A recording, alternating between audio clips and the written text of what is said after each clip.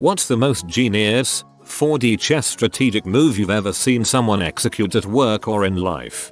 In my youth I posted at a bustling Dragon Ball Z message board. One year on April Fool's I was messaged by a particularly popular poster that he would like help pranking the board. A particularly tasteless joke. He was going to have his girlfriend post that he was involved in a car accident. To help sell the lie he wanted me to play devastated, and to attack anyone who dared imply such a thing could be a prank, as I would be the only one who knew the truth. But here's the rub. He told everyone, about 80 people, that the accident was fake and that each of us was the only person in on it. And he told each person to react in a particular way, designed to put them in conflict with other people he had told to act in a particular way. I was told to be devastated. Someone else was told to call bulls. Someone else was told to say they were glad he's hurt. Someone else was told to say they were donating money for his recovery, etc. He just sat back and watched the board eat itself. It was pretty funny.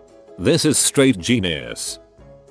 One of my co-workers at a previous job hated our boss. Guy was a suck up to higher management, made our lives a living heck by not communicating actual requirements, etc. until it was too late. Then badmouthed design to upper management and the customer. My co-worker did some digging and found an old copy of the guy's resume online, polished it up, and contacted a few recruiters. Boss got headhunted out of the company. We got a new boss who wasn't a gigantic ass, and everyone was happy.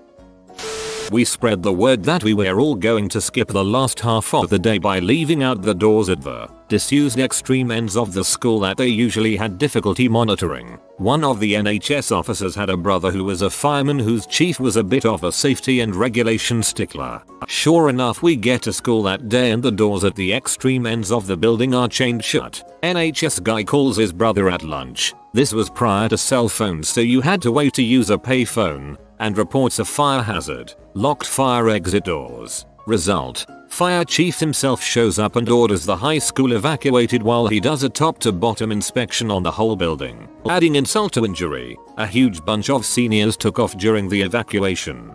I'll never understand why school administrations try so hard to stop high school students from doing harmless pranks at the end of the school year. I would have just set up sprinklers outside those back doors. Maybe have an extra staff member to record who leaves if you need it for fire safety or something.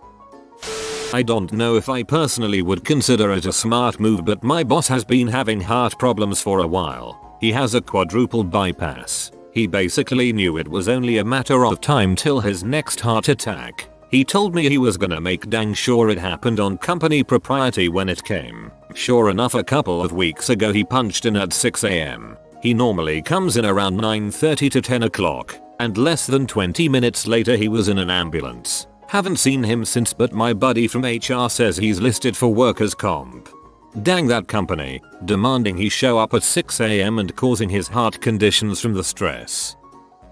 Worked as a low-level shift manager of a truck stop restaurant for a couple of years. My higher-ups used to do monthly inspections for FMs and quarterly inspections from VPs to see if the facility was up to company standards. I used to have everything spotless prior to a visit except for something benign yet obvious thing left dirty, like top of the buffet was a little dusty, was easy to tell with dark stained wood, or left ice buildup in the freezer. I did this so upper management would be distracted by the small oversight I made and were less inclined to look harder of something to reprimand me on. Was a shitty corporation and were required to find something I had to improve upon on every inspection.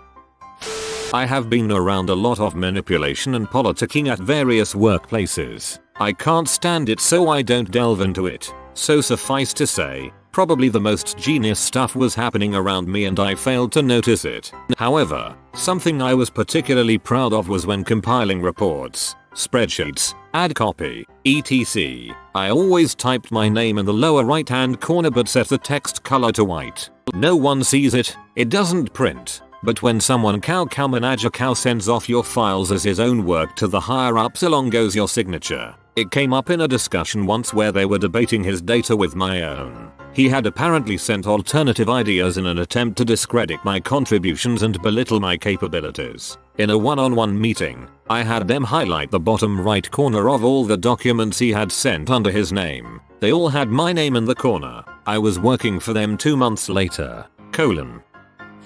My grandfather pulled this move in the 1960s. Not sure it's possible or even legal anymore, but it was back when business owners had personal relationships with their bankers. Gramps had commercial properties where he rented out office space to businesses. One of his tenants was failing and about to close shop, and owed him a bunch of rent to the tune of thousands of dollars. They cut him a check for the rent owed, but asked him to wait a week to deposit cash it. Gramps knew the company wouldn't be around in a week, and he'd never see his money if he waited. He took the check to the bank. They both used same bank, and tried to cash it. Sure enough, they didn't have enough to cover the check, and the teller told him she couldn't cash it because of insufficient funds. Gramps asked how much they were short, and the teller told him about $200. So Gramps took $200 out of his wallet, had her deposit it into their account, and then cashed his check for the thousands they owed him. The next day the owners called him furious and in disbelief that he got his check cashed, and cleaned them out at the same time. Instead of lasting another week, they were out of business that day, but Gramps got his money. I work as a teller and as far as I know anyone can deposit into anyone else's account. So as long as the check is legit then I don't see why you wouldn't be able to still do it. I had a colleague who worked at a very large company who was on temporary promotion to quite a senior position. It was a position that he knew a number of other people in the company were interested in applying for, many of whom were far more qualified than him. The day eventually came when the management decided to fill the post permanently and to start the process by looking for recruits from within the company. He now faced the very real possibility that the well-paid job he'd been doing for about a year might be taken from him and handed to someone from another department. To get the recruitment process underway, the local management asked him to write the ad for the job, which would then appear in the internal job vacancies listings on the company intranet. My colleague saw his opportunity and seized it with both hands. Firstly, he changed the job title in a way that could be justified but made the vacancy unrecognizable to anyone skimming through the listings who was specifically looking for it. Secondly, he started the ad by focusing on some of the more obscure aspects of the job, making it sound almost like an entirely different kind of role. He only got to the core parts of the job that people might recognize after about 3 paragraphs. It worked brilliantly. No one else applied for the job because it was impossible to identify it from a quick read of the title and opening paragraphs. My colleague was duly appointed to it after a successful interview. Fricked up that they asked him to find his own replacement. Chap was hired to build a very complex financial application. After almost 5 years at 100k, I was asked to come in and audit his work, monitor his progress as things were not progressing at all. He had written about 1 page of code, which didn't do anything. He had created a crap ton of JPEG mockups and technical diagrams and even a simple HTML site for presentations and updates to senior staff. He did this whilst sitting within an open plan office where at least 24 people could see his monitor. 5 years. Asterisk. Bill Gates said hire a lazy person to do a difficult job, because a lazy person will find an easy way to do it. He clearly hasn't met your 4D chess grandmaster. Don't know the exact details, but I read a story once about a guy who bought a full fare first class ticket on an airline. He would go to the airport, hang out in the lounge to get free food drink, then go down to the desk and schedule his flight to the next day. Since it was the top tier first class rate, the airline rescheduled with no fee. Kept doing this for something like a year until the airline caught on and told him they wouldn't reschedule anymore. At this point he went to desk and got his 100% refund for the ticket, since that was also airline policy. I was forced to be acting manager for a company I was likely less and less. I had all the responsibility but not the pay, and I was having to help interview actual managers. I hired someone away from a company down the street, then applied there and got his job. That job was the perfect blend of a thing I was good at, paid well for, liked doing, and filled a need.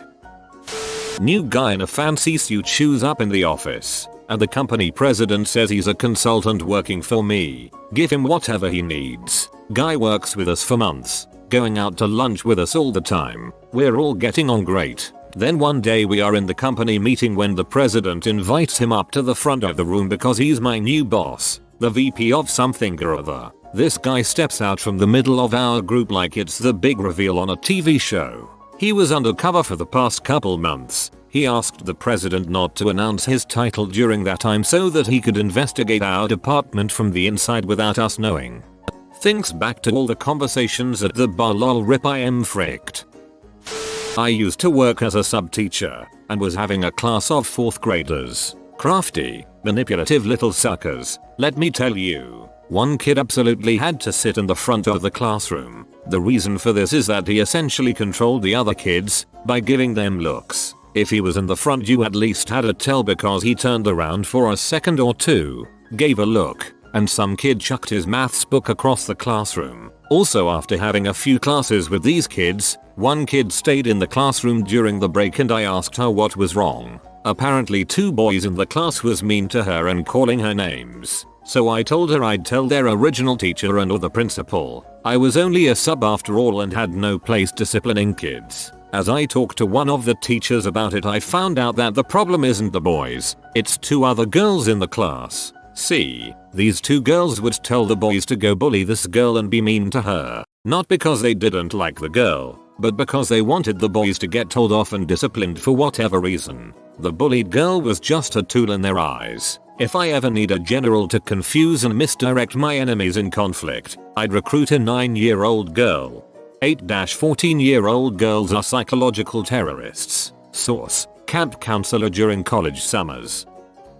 You have been outsmarted by Smart Doggo of Intelligence. Subscribe to Updoot Reddit to gain +3 Ys from Doggo of Intelligence. I hope you enjoyed the video. If you are new to the channel, you can subscribe. I publish new videos every day. Until then, check another video, or don't. Either way, have a great day you magnificent people.